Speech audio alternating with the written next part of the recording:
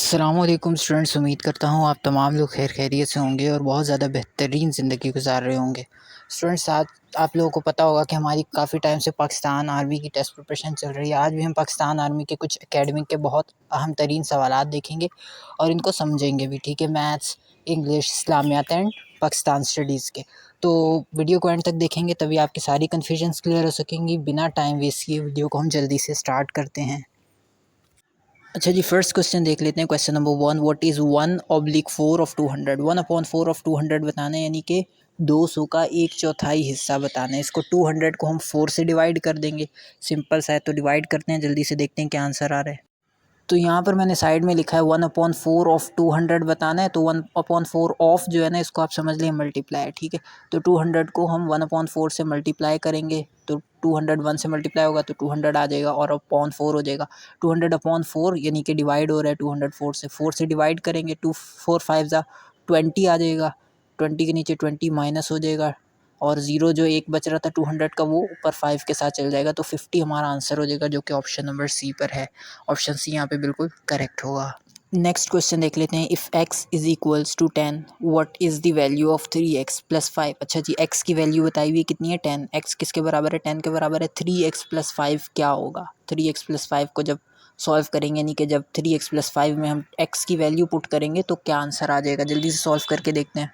तो यहाँ पर जो है x की वैल्यू 3x + 5 हमारे पास रिक्वायर्ड इक्वेशन है। इसके अंदर x की वैल्यू पुट करेंगे, 3 मल्टीप्लाई हो जाएगा 10 से। पहले x से हो रहा था तो x की वैल्यू 10 है तो 10 से हो जाएगा, +5। 3 10 30, 30 + 5 35। तो 35 ऑप्शन नंबर सी हमारा यहाँ पे बिल्कुल करेक्ट आंसर होगा। जी, नेक्स्ट क्वेश्चन देख लेते हैं जल्दी से। Question number 3, simplify 8 + 4 × 2 is equals to dash, ठीक है। अच्छा, अब हमें 8 + 4 × 2 को सॉल्व करना है। तो इसका एक मेथड होता है, एक रूल होता है, वो रूल मैं आपको बताता हूँ। जल्दी से हम पिक्चर ऐड करते हैं सॉल्यूशन वाली, फिर आपको समझाते हैं। अच्छा जी, जब भी किसी भी मैथमेटिक्स की इक्वेशन में एक ही इक्वेशन में प्लस भी हो रहा हो, मल्टीप्लाई भी हो रहा हो, डिवाइड भी हो रहा हो या माइनस भी हो रहा हो ना, तो उसको हम बिल्कुल सीरीज़ में, जैसे अगर पहले प्लस है तो प्लस कर दें, फिर मल्टीप्लाई है तो मल्टीप्लाई कर दें, फिर डिवाइड है तो जैसी सीक्वेंस दी हुई होती है उस सीक्वेंस में कभी भी नहीं करते। हम इसको एक रूल की मदद से पहले करते हैं, क्योंकि पहले तो प्लस भी कर सकते हैं, मल्टीप्लाई भी कर सकते हैं, है ना। लेकिन हम एक रूल यूज़ करते हैं, वो होता है DMAS rule. DMAS rule, DMAS, ये मैंने साइड में लिखा हुआ है, देख लें। डिमास में डिवाइड का डी का मतलब है डिवाइड, M का मतलब है मल्टीप्लाई, A का मतलब है एडिशन एंड S का मतलब है सब्ट्रैक्शन, ठीक है।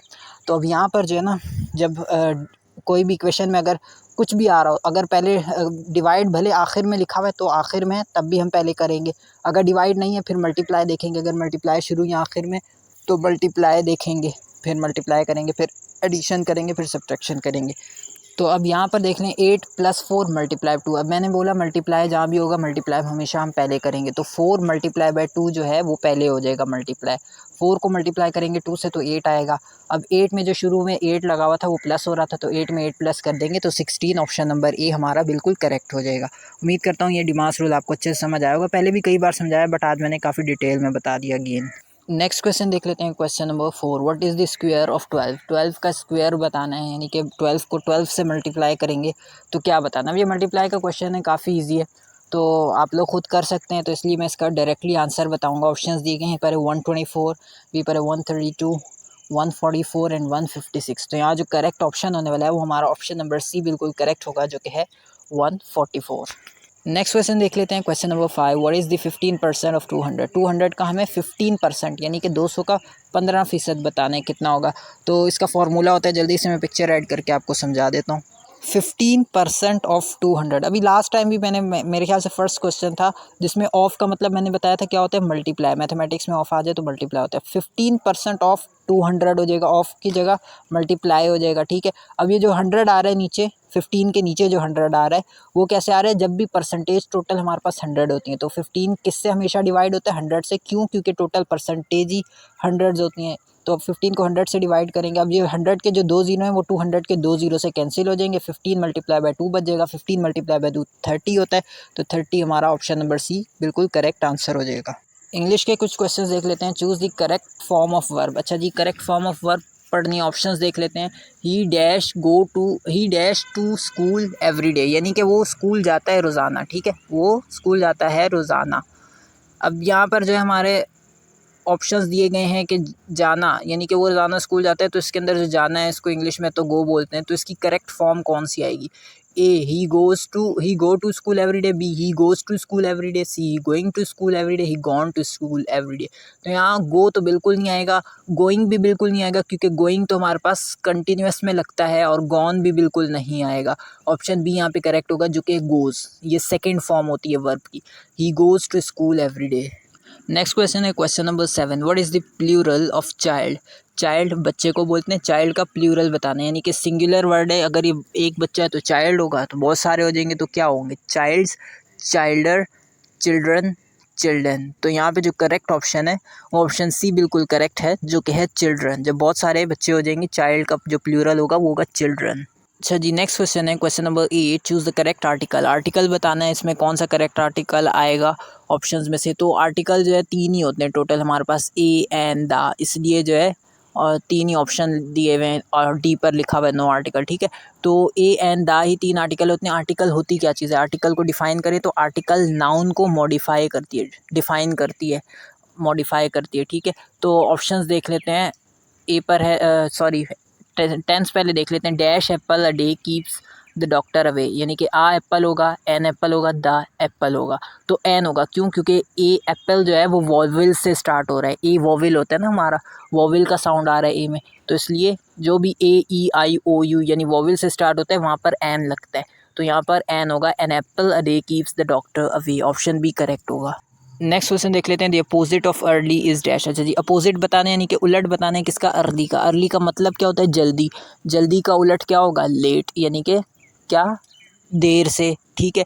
तो लेट ऑप्शन बी हमारा यहाँ पे बिल्कुल करेक्ट ऑप्शन होगा, जो कि है लेट। अच्छा जी, नेक्स्ट क्वेश्चन देख लेते हैं, the word beautiful is dash. अच्छा जी, वर्ड ब्यूटीफुल है, ये क्या चीज़ है? क्या ये नाउन है? क्या ये वर्ब है? क्या ये एडजेक्टिव है? क्या ये एडवर्ब है?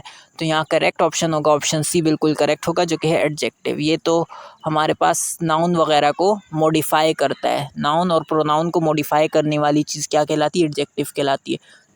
तो ये ब्यूटीफुल जो है ये हमारा एक मॉडिफायर है, यानी कि ये एडजेक्टिव है। नेक्स्ट क्वेश्चन देख लेते हैं, कुछ पीएचडी के पाकिस्तान स्टडीज़ के क्वेश्चन देख लेते हैं। क्वेश्चन नंबर 11, पाकिस्तान का कौमी परिंदा कौन सा है? ऑप्शंस देख लेते हैं, यहाँ पर है शाहीन, कबूतर, चील, मोर। तो यहाँ जो करेक्ट ऑप्शन है ऑप्शन ए बिल्कुल करेक्ट है, जो कि है शाहीन। नेक्स्ट क्वेश्चन देख लेते हैं, क्वेश्चन नंबर 12, पाकिस्तान का सबसे ऊंचा पहाड़ कौन सा है? सबसे ऊंचा पहाड़ यानी कि जिसकी हाइट सबसे ज़्यादा है। ऑप्शंस देख लेते हैं, ए पर है नांगा पर्वत, बी पर है केटू, सी पर है राकापोशी एंड डी पर है ट्रैचमीर। तो यहाँ जो करेक्ट ऑप्शन है वो ऑप्शन नंबर बी बिल्कुल हमारा करेक्ट होगा, जो कि क्या है? केटू। केटू पाकिस्तान का सबसे ऊंचा पहाड़ है।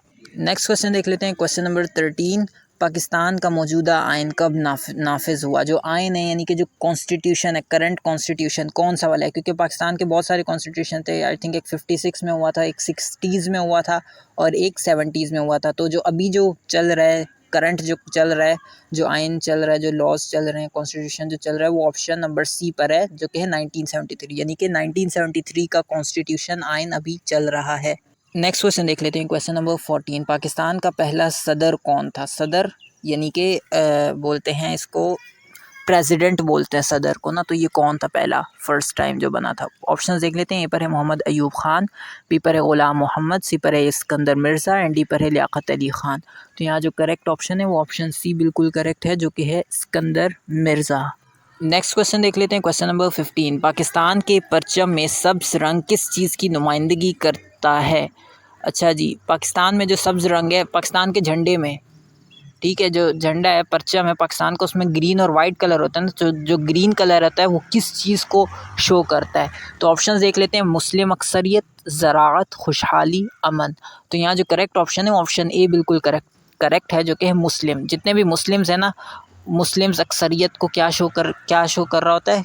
ग्रीन कलर शो कर रहा होता है। क्या कि पाकिस्तान में ज़्यादातर मुस्लिम अक्सरियत है, ये ग्रीन कलर शो करता है झंडे में। ऑप्शन ए बिल्कुल करेक्ट है। अब कुछ इस्लामियात के क्वेश्चन देख लेते हैं, क्वेश्चन नंबर 16 देख लेते हैं, हज़रत मोहम्मद सल्लल्लाहु अलैहि वसल्लम पर वही लाने वाले फ़रिश्ते का नाम क्या है? आप सल्लल्लाहु अलैहि वसल्लम पर वही नाजिल होती थी, कुरान पाक की आयात होती थी वही में, तो वो कुरान पाक की आयात जो वही के तौर पर जो लेकर आता था फ़रिश्ता, उस फ़रिश्ते का नाम बताना है। ऑप्शंस देख लेते हैं, हज़रत मीकाईल अलैहिस्सलाम, हज़रत इसराफ़ील अलैहिस्सलाम, हज़रत जिब्राईल अलैहिस्सलाम, हज़रत इज़राईल अलैहिस्सलाम।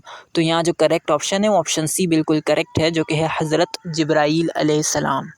नेक्स्ट क्वेश्चन देख लेते हैं। क्वेश्चन नंबर 17, हज़रत मोहम्मद सल्लल्लाहु अलैहि वसल्लम ने कितने हज किए? आप सल्लल्लाहु अलैहि वसल्लम ने कितने हज किए थे? ऑप्शंस देख लेते हैं। ए पर है 1, बी पर है 2, सी पर है 3 एंड डी पर है 4। तो यहाँ जो करेक्ट ऑप्शन होने वाला है वो ऑप्शन नंबर ए बिल्कुल करेक्ट होगा, जो कि है 1।